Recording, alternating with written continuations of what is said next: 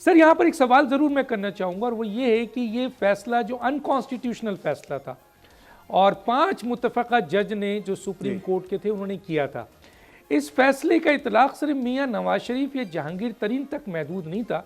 इस फैसले का नुकसान ये हुआ कि एक इलेक्टेड हुकूमत जो चलती हुई हुकूमत थी उसको फारिग किया गया और उसका खुमियाजा सिर्फ मियाँ नवाज शरीफ या जहांगीर तरीन या किसी एक शख्स को नहीं पहुँचा, पूरे पाकिस्तान को पहुँचा है। क्या कहेंगे सर इस पर? एहतसाब हो ना हो, लेकिन कम अज़ कम ये बहुत बड़ा जो है जो एक अनकॉन्स्टिट्यूशनल फैसला था सर, जिसने पाकिस्तान को बड़ा नुकसान पहुँचाया। ये डॉक्टर साहब इसमें कोई दो राय नहीं है और मैं तो ज़रा थोड़ा पीछे आपको लेकर जाऊंगा कि ये जो जिसको मैंने तो नाम दिया हुआ है प्रोजेक्ट 2011, तो ये जो प्रोजेक्ट 2011 था मीनार पाकिस्तान से रोल आउट किया गया, करोड़ों रुपये लगा के इमरान खान को लॉन्च किया गया, एक पार्टी लॉन्च की गई और वो कई साल वो प्रोसेस चलता रहा, उस पर इन्वेस्टमेंट होती रही। 2013 में एक शफाफ इलेक्शन के ज़रिए एक हुकूमत इलेक्ट हुई और उस इलेक्शन को चैलेंज किया गया और 35 पंक्चर नाम से कि जी 35 पंक्चर लगे हैं और उनकी मर्ज़ी का जुडिशल कमीशन उसके चीफ जस्टिस नासरुल मुल्क साहब के नीचे बनाया गया और उसने वो जो इल्ज़ाम था वो कि जी ये 35 हल्के चोरी हुए हैं उसको उन्होंने उस कमीशन ने उठा के बाहर फेंका। और ये जब 126 दिन का धरना है, बहुत लंबी बात हो जाएगी जी। उसका पाकिस्तान को अरबों खरबों का नुकसान हुआ, वो तो वन ऑफ है। लेकिन जो पाकिस्तान जिस तरह मुआशी तरक्की कर रहा था, आपकी 6% से ग्रोथ ऊपर थी, आपकी महंगाई कम थी, 2% जो है वो खाने पीने की अशिया की महंगाई थी, 4% से कम जो है वो जनरल कंज्यूमर प्राइस इंडेक्स जिससे हम कहते हैं वो थी, पाकिस्तान की करेंसी स्टेबल थी, पाकिस्तान के फॉरेन एक्सचेंज के रिजर्व्स अपने हाईएस्ट, आज वो पीक और जो रिकॉर्ड है वो नहीं टूटा। पाकिस्तान की स्टॉक मार्केट दुनिया की 5वीं बेहतरीन बन चुकी थी, एमर्जिंग मार्केट में पाकिस्तान शामिल हो चुका था, साउथ एशिया में नंबर 1 मार्केट थी स्टॉक एक्सचेंज।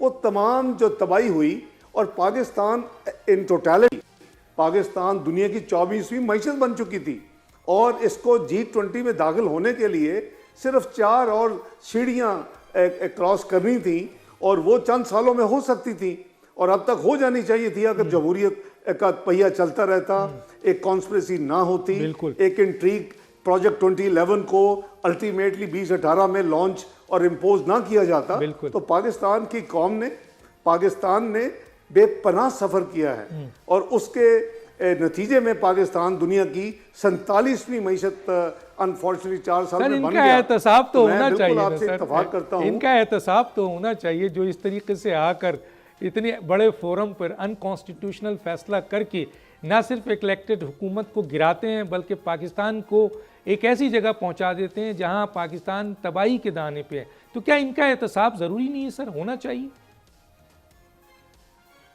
ये इसका मैकेनिज्म मैं समझता हूँ कि सबसे पहले तो जुडिशरी को खुद देखना चाहिए और उसके लिए हमने जो सुप्रीम कोर्ट के लिए प्रोसीजर और प्रोसेस एक्ट जो बनाया था, आपको याद होगा, वो भी पिछली हुकूमत जो 16 महीने की उसमें बना और उसमें हमने एक छोटी सी क्लॉज डाली थी और वो क्लॉज ये थी कि ये 184(3) के तहत जो तमाशे होते रहे इस मुल्क में को, जो रात को किसी छोटे से टेलीविजन पे चलवाया गया कि जी इसाक डार के घर के सामने 1 कनाल 16 मरले की बच्चों की ग्राउंड थी, वो ख़त्म हो गई, मेरे घर में चली गई। मेरे घर में तो एक सूत्र नहीं किया और वो ना ग्राउंड ख़त्म हुई, वो तो 40 कनाल की ग्राउंड थी।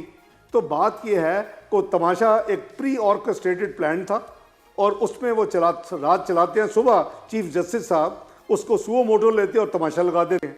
और ये 184(3) के हवाले से हमने कहा था कि जी 30 दिन के अंदर आज तक जितने सुओ मोटो पाकिस्तान में जितने चीफ जस्टिस ने लिए हैं, वो उनका एक राइट होगा अपील का।